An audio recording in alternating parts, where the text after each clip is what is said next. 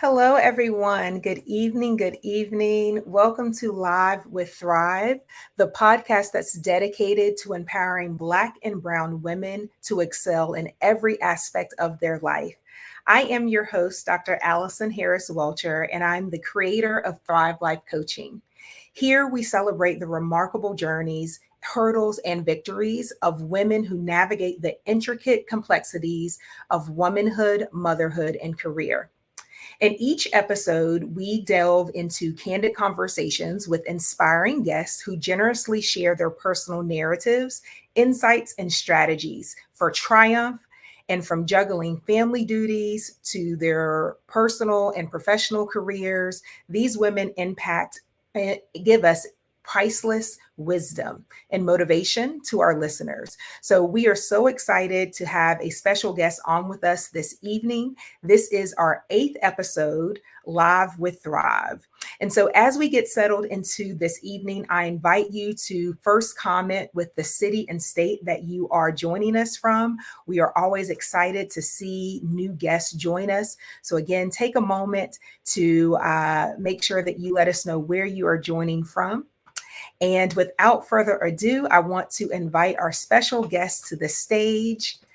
Alexia Mitchell. Alexia, welcome, welcome. Hi, thanks for having me. Absolutely, absolutely. Alexia is joining us from Reset and Heal PLLC, a mental health consulting company. Alexia herself is a licensed clinical therapist associate. And tonight's episode, as you can see on the screen, is all about navigating womanhood, motherhood, and career, a holistic approach to maternal mental health with Alexia. So I want to just start us with some facts around why we're talking about this. Why does this even matter? And this dialogue really is going to allow us to get into the conversation about the mental health needs of mothers in particular, what mothers experience during pregnancy, what they experience postpartum.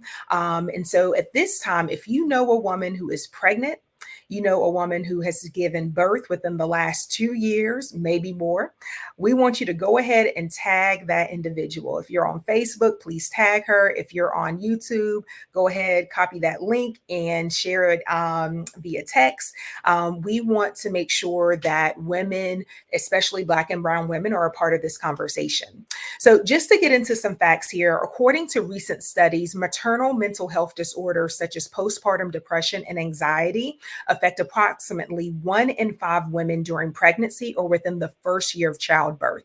However, this research also indicates that Black and Brown mothers are significantly more likely to experience these challenges compared to our white counterparts.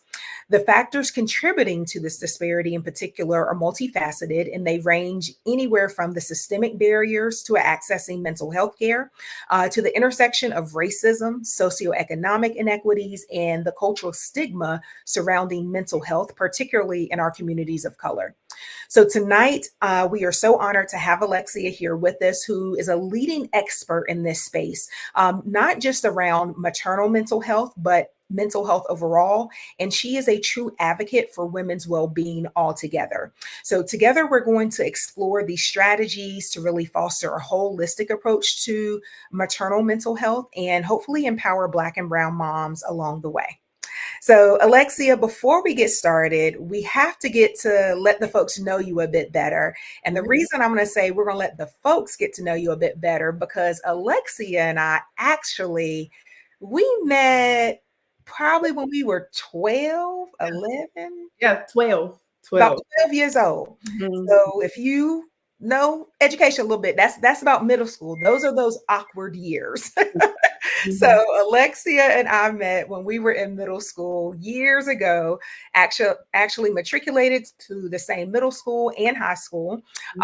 And years later, here we are again. Who Who would would who would have who would have thunk it? So in that spirit, we're gonna play a little get to know you game. Um, Around the era of the late 90s, early 2000s, just to get the folks warmed up. So Alexia, take yourself back to those middle school days. Okay. Did you prefer Destiny's Child or TLC? Definitely Destiny's Child. Okay. Destiny's Child. Okay, all right. Yeah. Now, was that with the first group member, or was that before they changed? Or A little bit of both, like because Beyonce and Kelly always been that girl, so yeah, yeah. it really didn't affect. Okay, all right. Do you have a favorite Destiny's Child song? So yes, probably at the time was too young to be listening to this, but let me cater to you. Oh, Right. Like, what am I doing listening to that at that age? okay. And Bills, Survivor. I mean, like, You know, the classics. yeah, the classics, the hits. Yeah. The hits. I love it. I love it. All right.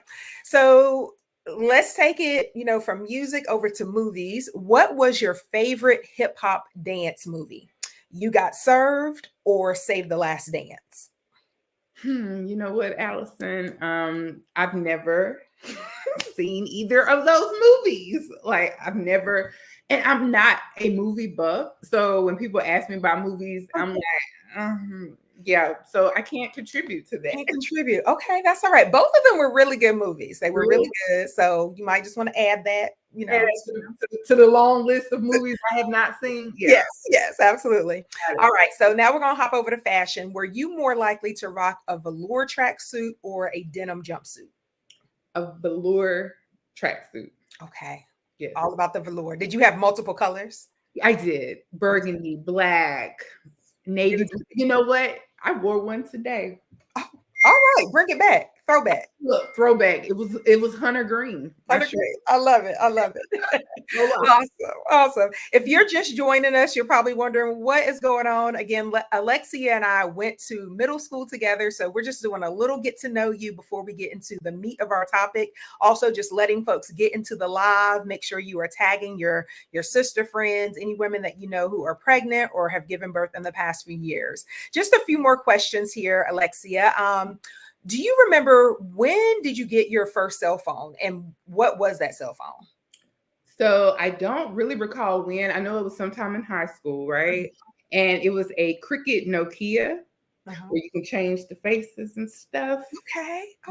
Yeah. So it was definitely the Cricket Nokia. Okay. All right. Were you more likely to be found hanging out in the cafeteria or in the library during lunchtime?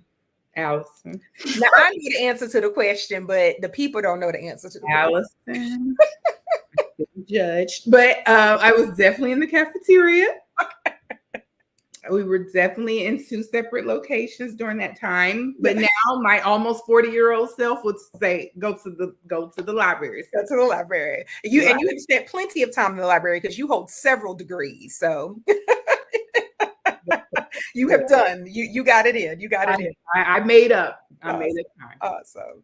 Before we get into the topic of the hour, last question. What advice would you give your middle or high school self if you could go back in time? That's a good question. And I will tell my middle or high school self that you are enough. You don't have to do anything extra or anything unique to fit in because you are enough. You are enough. I love it. I love it. Well, that was really fun going down memory lane with Alexia. It's always refreshing just to learn more about the person behind the expertise. But now we want to focus our attention on our main topic of maternal mental health. And Alexia, as I have mentioned, just has a great expertise in this area. So Alexia, I'm so eager for you to just share with our audience all that you know, just to really open up the conversation about something that I don't think has been talked about nearly enough, especially as a mom of a 4-year-old and a 2.5-year-old. I know you yourself have 3 children. And so just start by telling us about your background and what inspired you to specialize in mental health and maternal mental health in particular. Yeah, thank you for that question. So what inspired me, I went to graduate school to major in social work. I have a degree. My background is in social work and sociology. And upon graduate school, after finishing that, I started working in DSS, dealing with child welfare, foster care and CPS and things like that. But I often understood that the underlying issue has something to do with mental health. It always led back to mental health or to substance abuse, right? So that kind of triggered my interest into mental health. So after completing my tenure at DSS, I moved over into a nonprofit, into the nonprofit mental health sector. And I just continued to matriculate into becoming the executive director. But I was a therapist, but I was more on the executive side of it, so I was supervising therapists and things like that. So after my mom passed, I went full throttle in the mental health because she had some mental health issues that she was treating upon her passing. So, and then with the maternal, I just kind of stumbled into that, Allison. Seriously, I knew that I loved, working with pregnant women and things like that, but I started working on a project.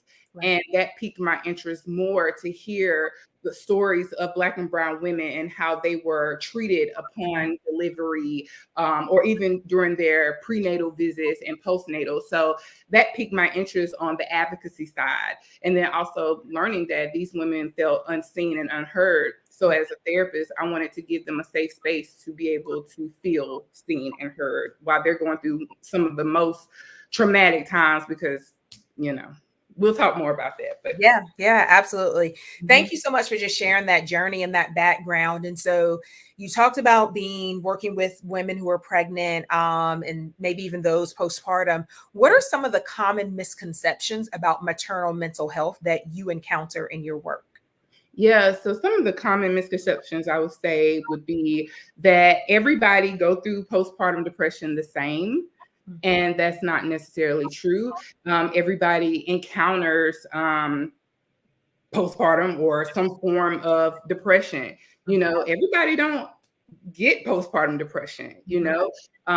And a lot of times women feel like that they are in it by themselves. Right. So, you know, with Black and brown women, we feel like I am in it by myself and nobody hears me. I'm going to the doctor. I'm telling the doctor this. I'm not getting any sleep.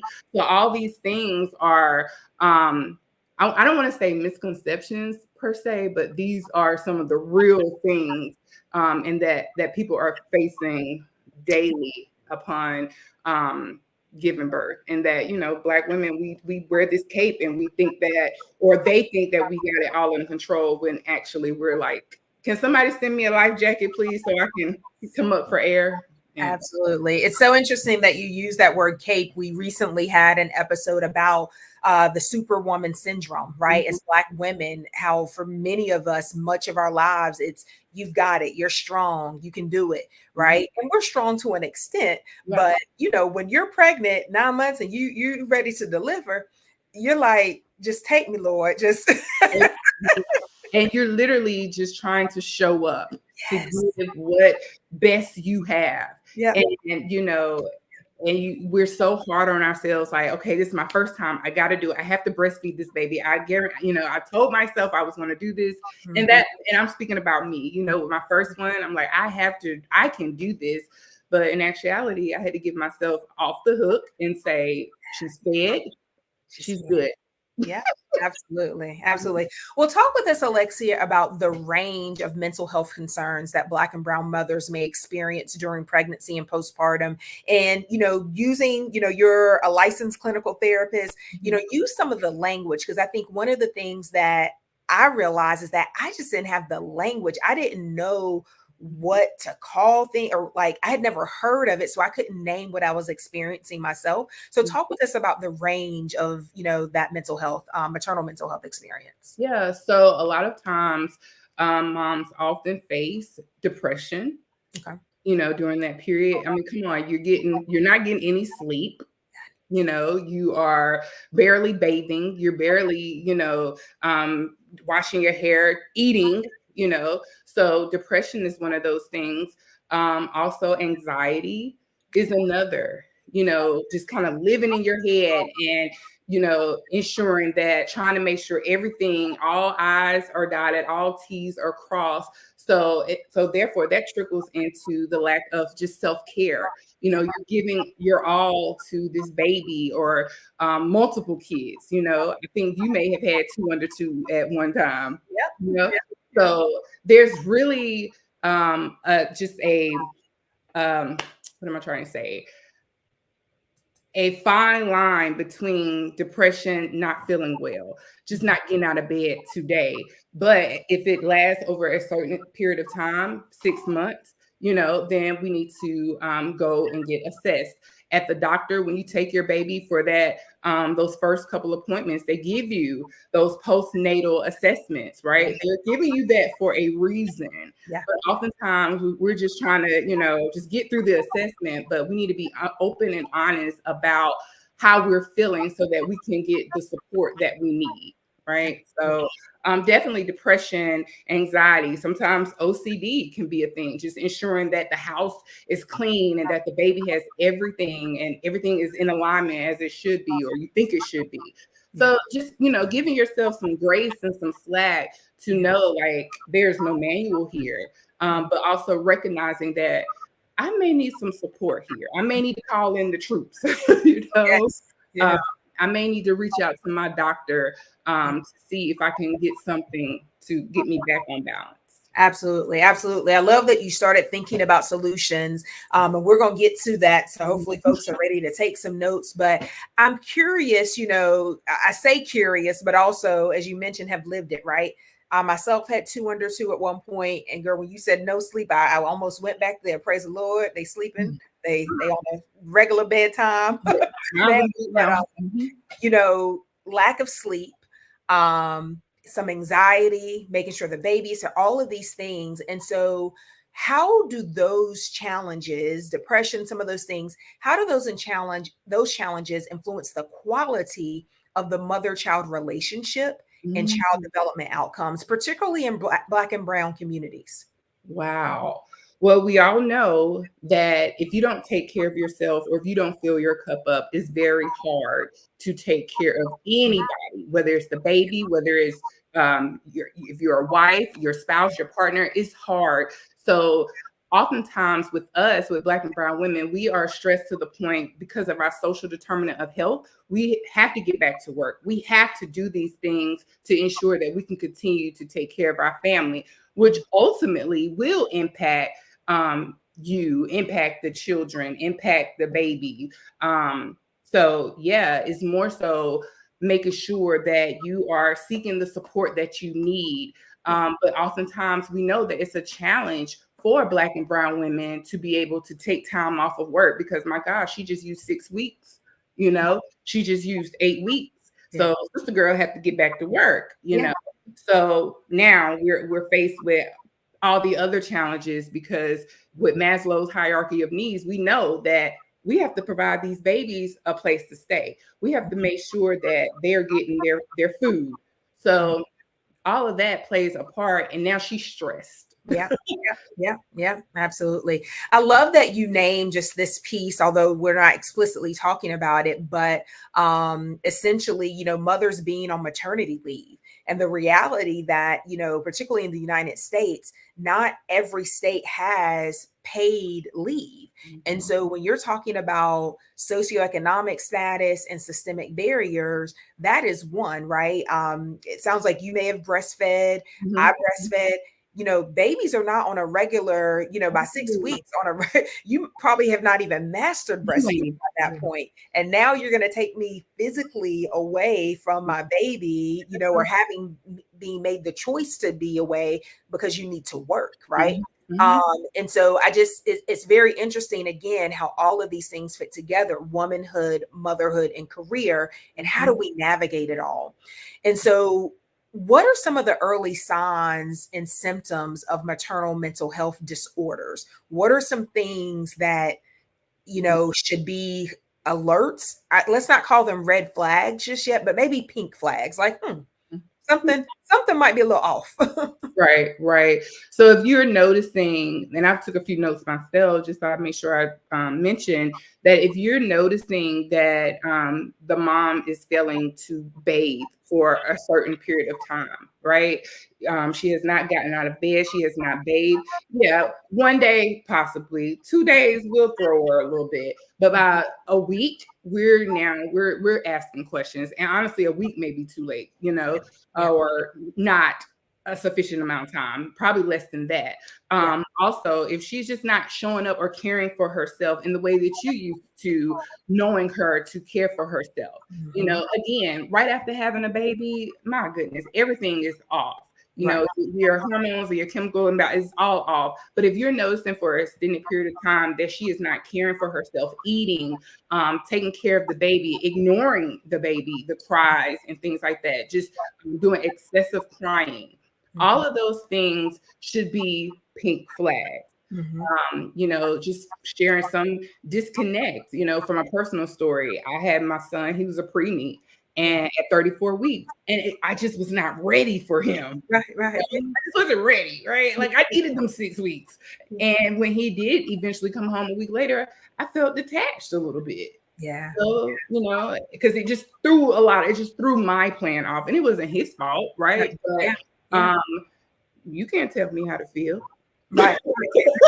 You don't get that right. So that's how I felt. I love it. I love the realness. And I think even you modeling that, Alexia, I think helps lessens the stigma that women have, right? Everyone expects the mama to be happy. You got Yeah. your bundle of joy, your baby. And it is, in fact, a joyful time, right? Mhm. And also, there, like you said, the chemical imbalances. We hadn't even talked about the body and the healing that your body Mhm. itself physically needs to go through. Mhm. So you talked about bathing, right? And I actually have a good girlfriend. She was actually my very first episode of Live with Thrive, Raquel Abumba. And one of the things she told me, and it is kind of her, rallying cry for any mama, she said, take a shower every day. If you don't do nothing else, take a shower. That is the thing that she said, got to feed the baby, but take a shower. And so as you keep talking about bathing, it's real. And I know for some people think like, you got to be reminded to take a shower. Yeah. You might not have ever given birth. So you might not It's understand. hard, Yeah. girl. That part. Yeah, Yeah. don't judge me. But like you said, two things can be true, Yes. right? Two things can be true. Oh my God, this is a bundle of joy, but Yeah. like, oh Mhm. my gosh, like I really don't like him right now because he keeps waking up every 2 hours and I am tired. Fire. I am tired. I am exhausted. Oh Yeah. my God, this bundle of joy. He is so cute. Oh my God. But he is nipping on my nipples and they Yes. hurt. Yes, yes, absolutely. Two Two things. things can be true. Two things can be true. Well, talk with us just a little bit more about some coping strategies and self-care practices that Black and Brown mothers can incorporate to support their mental well-being beyond the bathing, beyond talking to their doctor. What are some things that we can do? Yeah. We can start with just taking a deep breath. Mhm. Taking a deep breath. Yeah. Um, I have pulled myself out of a lot of funks, if you will, by Mhm. just stopping, slowing down, and taking a deep breath. And I often use this metaphor in my practice for people that have a hard time slowing down and taking a deep breath. I tell them to inhale, means smell the roses, Mhm. and blow out the candles when you exhale. And that helps you, and we're counting. So we're inhaling, holding for 4, exhaling, holding for 4. But you can smell the roses and blow out the candles. And children love that metaphor as well, by the way. Um, Yeah. but yeah, just taking time to breathe, taking time to do some mindfulness, closing your eyes. You may have some lavender, a little lavender roll, putting that on your inside of your wrist.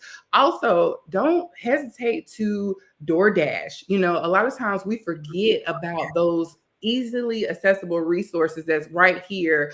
And I know I'm speaking from a place of privilege to a degree. So I have to make sure that I check my privilege because I do understand that everybody can't or have the ability to DoorDash Mhm. or to have their groceries delivered and so these are things that you can do within your home as well, as far as practicing mindfulness, practicing yoga. Yeah. If it's nothing but doing a rag doll, and that's when you bending over and you just hold your arms, go from side to side. Mhm. Doing downward dog when permitted by your physician, by the way. Right, But right. these are things that you can do for yourself. Talking on the phone to a good girlfriend, somebody that you trust that is safe, feels safe for you. And always ask permission. I always tell people, when you're about to vent and you're just about to, are you good enough to, girl, I'm about to go in. You got a minute for me to. Yeah. So those are things. And if those are not working, then we need to go to the next level. But there's other things, you know what I mean? There's so many more things, but I always say, start with just taking a deep breath and, realizing the gratitude of being a mom Mhm. and having this healthy baby, and then, doing some yoga moves, exercising, Yeah. that ain't never failed anybody. Anybody. So, I love that. I mhm, love that. And I want to make it plain for the folks. Oftentimes some of the things we hear, meditation, mindfulness, mhm, yoga, mhm, folks are thinking, oh, that's frou-frou. But these are all evidence-based, medically backed, things, strategies that you can use that actually work. Like that breathing technique that you talked about, it actually work. I mean, these are things that therapists, licensed therapists mhm, use, right? And so what we're attempting to do is to share that knowledge, right, with our community because that may be what you need to cope, right? Those tough moments, those moments when the morning's not going as you planned, or, you need to be in two different places at one time. You're trying to get the baby shoes on, the toddler shoes on, and the baby hollering. take a deep breath, right? So these are real things, or yoga right before you go to bed, doing some movement, right, for your body. So these are very, very real things. And I just wanted to say that because, again, I think we see it all over social media, right? And we see the influencers doing it, but it's not just trendy. It works. It actually works. It It actually works. does. And, So, yeah, go ahead. no, I was just saying because, your body has gone through a traumatic experience, like you just delivered a whole human being, So also just making sure you're extending grace to yourself. A lot of times as new moms, and particularly culturally, we're just trained, I would say, to just jump right back into life. And it's like, give yourself some grace that this is new to you. This is new to the baby. Get some time to learn one another, Yeah. I love it. Well, you mentioned the word culturally, and I think this is really important, particularly in Black and Brown communities. So, in what ways are some of these traditional notions or traditional things that we do or societal expectations placed on Black and Brown mothers that we really need to press pause on? What are some things that we just need to call the family to the table and say, look, yeah, we need to stop it.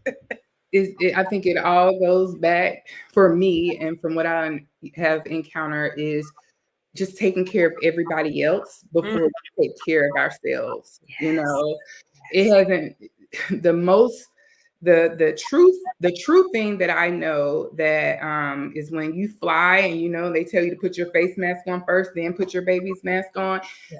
That is all facts. But how often do we do it? Like as soon as I got home from my kids' musical, I'll hurry up, fix dinner for my kids, and I still haven't eaten, right? Right. Yeah. But I think that culturally we have been conditioned to take care of everyone else before we take care of ourselves. And that rings true in a lot of facets. And like I tell my clients is that it's a practice, from especially with girls, from my daughter is 12. And she already, I'm seeing like she will make sure her brothers are good before. And, I'm like, God, did I impose that on her? And it's like, it's just been passed down. And, so I would say one of the traditional notions that we need to break is that Black women, that we are strong and that we don't feel, and that we can take care of everybody and everything. And then we'll get to us. And then now, everybody else is taken care of. Now I'll tend to Alexia, or I'll tend to Allison. And it's like, that's not good. Yeah, with the leftovers, with whatever's left. The crumbs. We'll get the crumbs. We'll get the crumbs. We'll get the crumbs. So speaking of that, I'm wondering, how can partners, so there might be folks on here who are not in this pregnancy phase or immediate postpartum stage. How can partners, family members, friends best support Black and Brown mothers who might be facing some mental health concerns? Wow. Well, I would definitely ask that you check in with them periodically, whether it's through text message or call. And if they don't respond, it's okay to call, right? It's okay to do a drive-by. Hey, girl, hey, how are you doing? Sometimes just seeing people post on Facebook is just not enough at all, right? So it's like, oh, I see her post on Facebook, so I assume she's good. But ultimately, she may just be passing the time. Yeah. You can't, there is a such thing as high functioning depression, where we're just pushing through, but ultimately we're sinking. So checking in on them, calling, maybe sending a card to let them know, hey, I'm thinking about you, right? Hey, can I provide a meal tonight? It's one thing to come and visit the baby, but it's another when you actually doing something while you visiting the baby. Right. Yep, doing something for mama. Yeah. I love that. And that idea of just asking, how are you? It is just so important. And also, we're Southern. We used to just saying, fine, I'm good, And Mhm. so I sometimes like to ask folks, what's been the highlight of your week, right? Or Mhm. what's been something that's brought you joy? And Mhm. even if they can't respond to that, right? And you don't want to judge someone's joy, but also just giving them a chance to really think about it to help Mhm. cultivate that gratitude. And if you're willing to also say, what's been really tough? What's been a hard Mhm. part? You know, Mhm. I think Mhm. it's really important as well. And another thing, Allison, sometimes we don't know what we need. Right. Yeah. We sometimes we can't formulate the words. So one thing that I always ask, and you can use this in the grief realm too. What can I do to support? How can I support you? How can I support you? Yeah. How can I show up for you today? Yeah. And Mhm. oftentimes, and they may say, I don't know. And then maybe it's okay if you say, do you need some laundry done? Can I provide dinner? How about I provide dinner tonight? Yeah. Yeah. Things like that. Because Yeah. oftentimes your mind is so scrambled, you don't know what you need. You don't know. You don't know. On top of the fear of not being, willing to be open and ask for help. Yeah, Yeah. because y'all don't put the strong title above my head. So now I got to kind of hold it down. It's like, Yeah. mhm. Well, as we conclude our discussion, this has just been so powerful. I want to, of course, ask you, how do you think women can thrive in womanhood, motherhood, and career? What would be Alexia's take on that question? It's something I ask each of my special guests. Wow. I would say you have to put you first. Mm-hmm, mm-hmm. Yeah. And I mean, I'm sure that's probably a common theme. But by putting you first, I'm talking about, and I'm speaking to myself too, as an audience member and a panelist or a guest, is to put yourself first inside and out. You Mm, know, yeah. eating better, all that stuff works in tandem, taking care of your physical health, making sure you're attending your physical appointments, your yearly exams, Yeah. things like that. And then knowing when you're not okay and knowing it's okay not to be okay. Yeah. So seeking out clinical support, mental health support, but also taking care of your physical, Yeah. staying on top of our mammograms. Yes. We're about to knock on 40. Well, you already 40. Child, I already done hit it. But still, taking care of those mammograms, getting your dental, getting your teeth clean, all that stuff works together. Yeah. So that's how I would say how motherhood career, because you're only strong as the next woman beside you, right? So we got to continue to uplift ourselves and each other. I love it. I love it. Mhm. Well, Alexia, I want to extend a very, very heartfelt thank you for being a special guest. I think Alexia and I maybe just reconnected post high school 3 months ago. I literally do not think I've seen her since June Graduation. graduation. Mhm. So it's just been amazing to reconnect with you in Mhm. this way. So thank you for sharing your expertise, your insights on navigating this intersection, particularly around maternal mental health. I want to give you an opportunity to let folks know, how can they find you on social media or learn more about your work? Yes. All right. So you can find me on Facebook under my company, which is Reset and Heal PLLC, or at my website at www.resetandhealnc.com. Currently, my company, we are hosting the first ever Black Mental Health Summit in Winston-Salem, or in the Triad area of North Carolina. Dr. Allison is one of our guest panelists, so we are totally excited to have her. And she's right, like we just reconnected after 20 plus years of being disconnected. But yeah, so I'm grateful for the opportunity to share all of the good that Reset and Heal PLLC that we're doing in the community. So thank you. Awesome. Awesome. Mhm. Alexia, thank you so, so much for joining us. Mhm. If you're on the live or watching the replay, please drop some love for Alexia in the chat. And again, you can find her via her website, resetandhealnc.com, but also on social media. Thank you so Yeah. much, Alexia. Awesome. To our listeners, I hope today's conversation resonated with you and shed some light on the importance of prioritizing mental health, particularly for mothers who are in pregnancy right now, in that phase, or postpartum.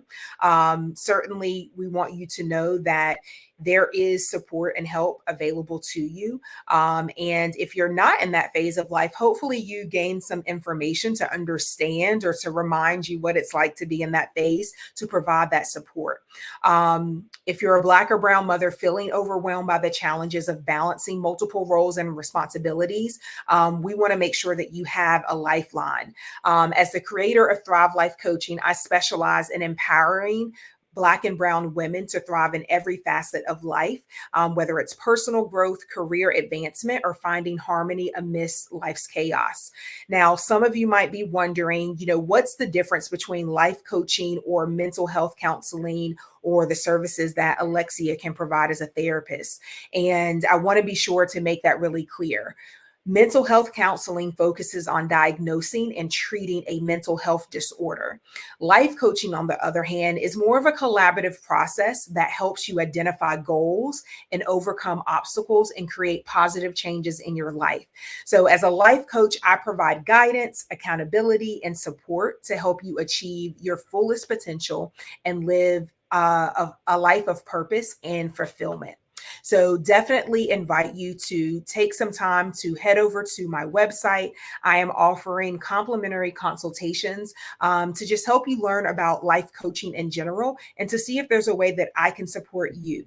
If you're ready to invest in yourself and embark on a transformative journey towards a greater resilience, fulfillment, and success, I really do invite you to just visit my website, check out the work that I'm doing.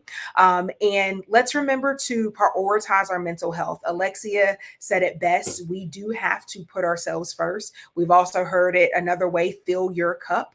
And so fill your cup so that you have something to pour out to others. Thank you for joining us on Live with Thrive. Until next time, take care and keep thriving. Have a wonderful evening.